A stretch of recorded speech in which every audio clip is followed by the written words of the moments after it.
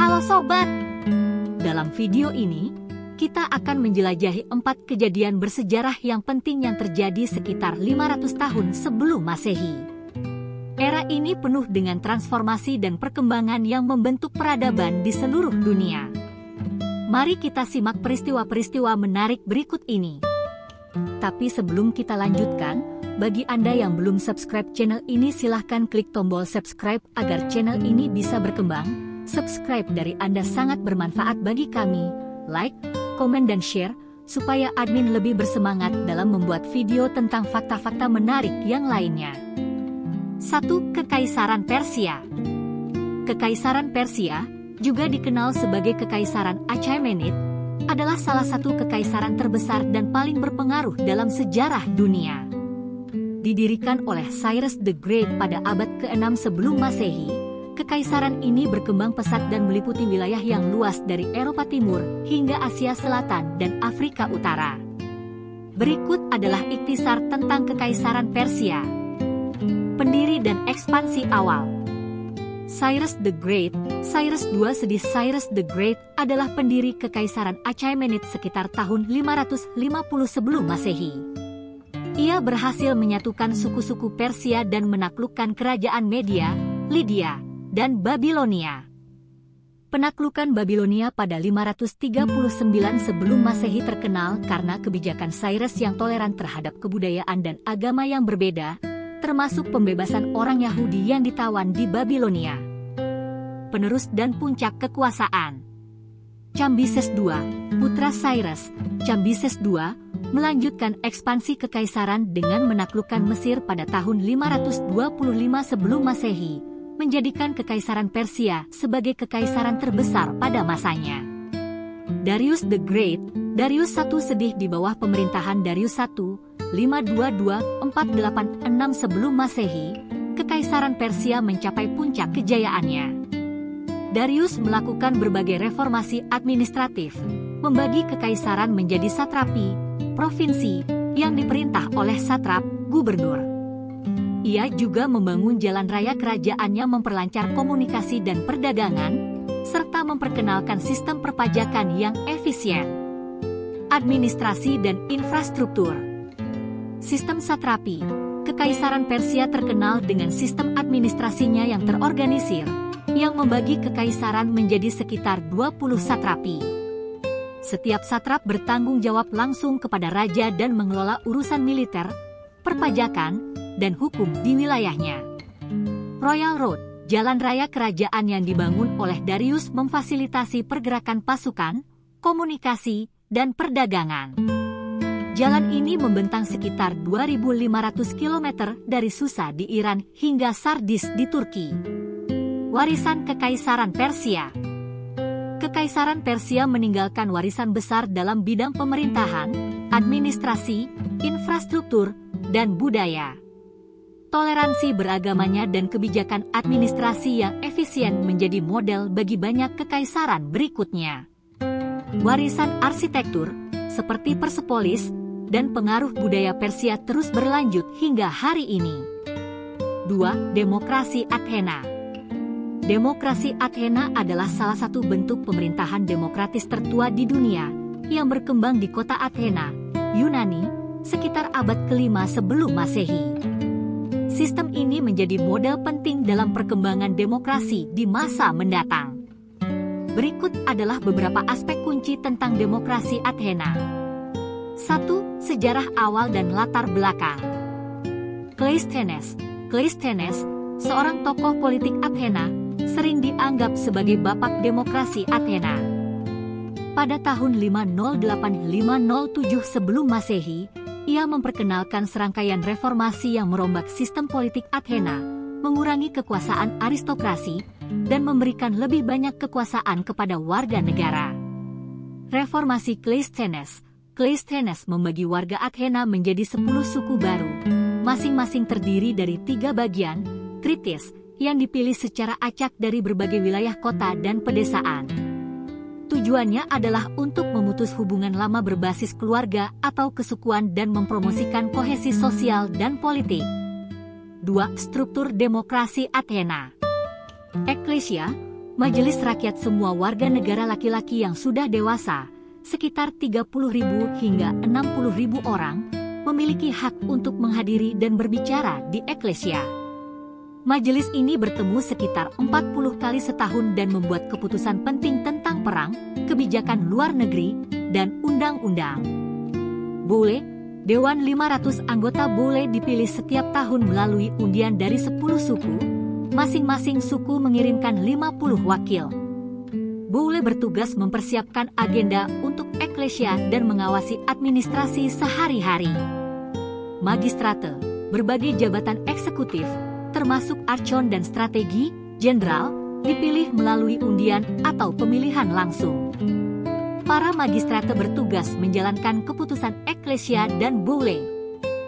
Pengadilan, dikasteria pengadilan di Athena terdiri dari juri yang sangat besar, kadang-kadang hingga 500 atau lebih warga, yang dipilih secara acak. Pengadilan ini memiliki kekuasaan untuk mengadili berbagai kasus hukum dan politik. 3. Keuntungan dan kelemahan. Keuntungan, demokrasi Athena memungkinkan partisipasi langsung dari warga negara, memberikan mereka kesempatan untuk terlibat dalam pengambilan keputusan politik. Ini juga mendorong keterlibatan politik yang lebih besar dan transparansi dalam pemerintahan. Kelemahan, hanya sebagian kecil populasi yang diakui sebagai warga negara dan dapat berpartisipasi. Selain itu, proses demokrasi yang melibatkan banyak orang seringkali lambat dan kurang efisien. 4. Pengaruh dan warisan. Demokrasi Athena memberikan pengaruh besar pada perkembangan pemikiran politik di masa mendatang. Konsep demokrasi langsung ini menjadi inspirasi bagi banyak sistem politik modern, meskipun dalam bentuk yang lebih representatif. Filsuf seperti Plato dan Aristoteles mengkritik dan menganalisis sistem ini, memberikan wawasan yang lebih dalam tentang kelebihan dan kekurangan demokrasi. 3. Konfusius dan Laozi di Tiongkok. Konfusius dan Laozi adalah dua tokoh besar dalam sejarah dan filsafat Tiongkok yang hidup pada periode yang hampir bersamaan, tetapi menawarkan pandangan yang sangat berbeda tentang kehidupan dan pemerintahan. Konfusius, 551-479 sebelum Masehi. Nama asli, Kongqiu. Ajaran utama, Konfusianisme. Konfusius lahir di negara bagian Lu, sekarang Provinsi Shandong. Ia bekerja sebagai pegawai pemerintah dan guru. Setelah tidak puas dengan kondisi politik di Lu, ia melakukan perjalanan ke negara-negara tetangga untuk menawarkan nasihat politik kepada penguasa-penguasa lainnya. Filsafat. Konfusius menekankan pentingnya moralitas, etika, dan pendidikan. Ia percaya bahwa kebajikan adalah dasar dari pemerintahan yang baik dan bahwa pemimpin yang bijak dan bermoral akan menghasilkan masyarakat yang harmonis.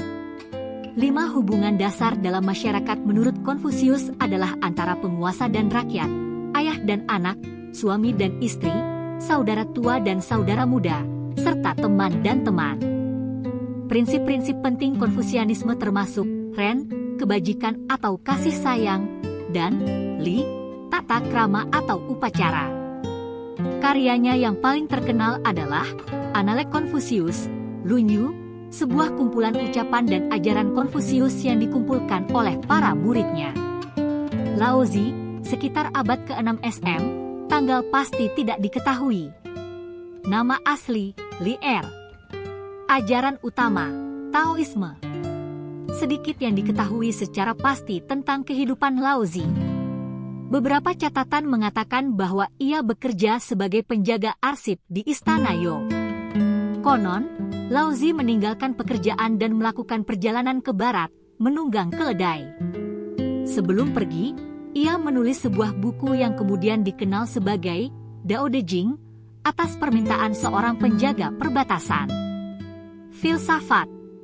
Taoisme menekankan kehidupan yang selaras dengan Tao, yang diterjemahkan sebagai jalan atau prinsip alam.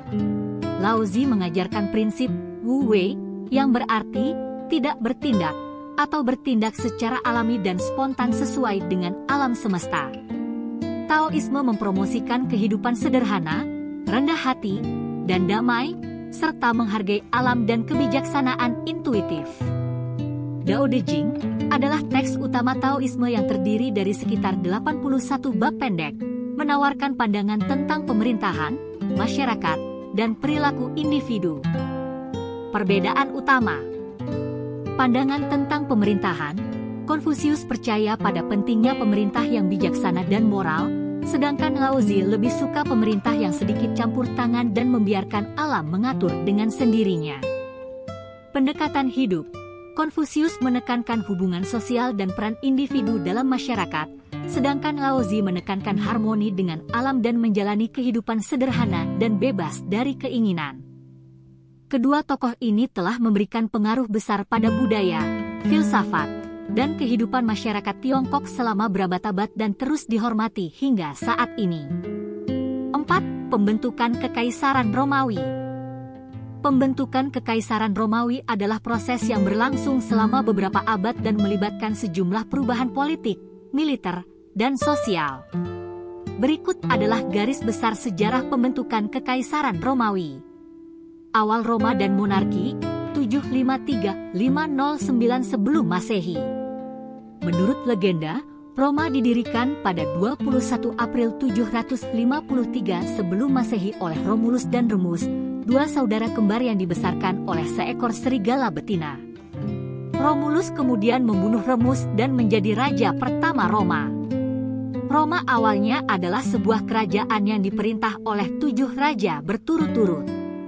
Monarki Roma berakhir pada 509 sebelum Masehi ketika raja terakhir, Tarquinius Superbus, digulingkan dalam sebuah pemberontakan. Republik Romawi, 509-27 sebelum Masehi. Setelah penggulingan Tarquinius Superbus, Roma menjadi sebuah republik yang dipimpin oleh 2 konsul yang dipilih setiap tahun. Kekuasaan berada di tangan senat dan rakyat Roma, melalui lembaga-lembaga politik seperti Comitia.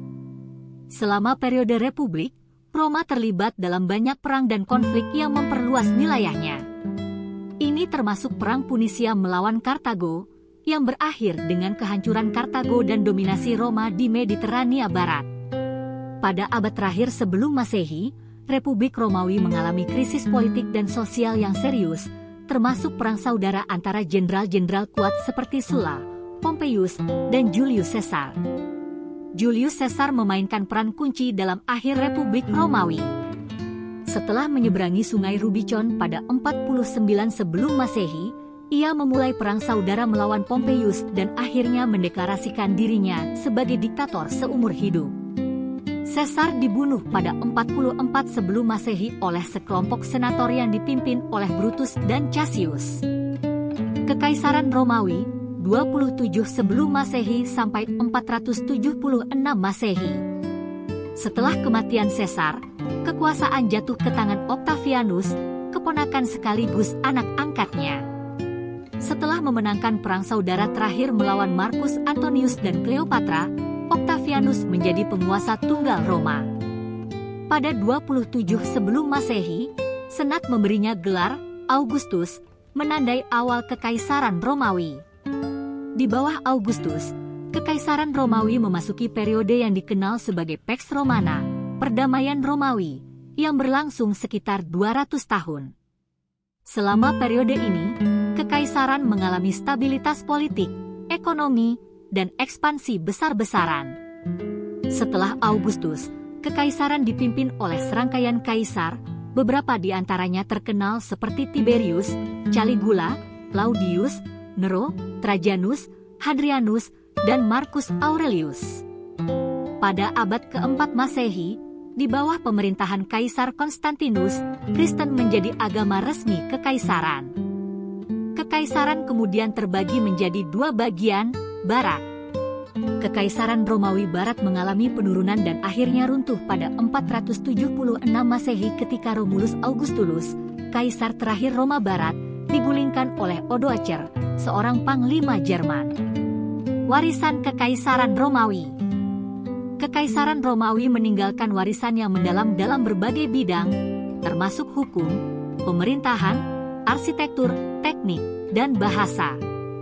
Bahasa Latin, bahasa Kekaisaran Romawi, menjadi dasar bagi banyak bahasa modern, dan konsep-konsep hukum serta pemerintahan Romawi terus mempengaruhi sistem hukum dan politik hingga saat ini. Terima kasih bagi Anda yang sudah menonton video ini. Semoga informasi dari Share YT ini bisa bermanfaat bagi Anda. Terima kasih.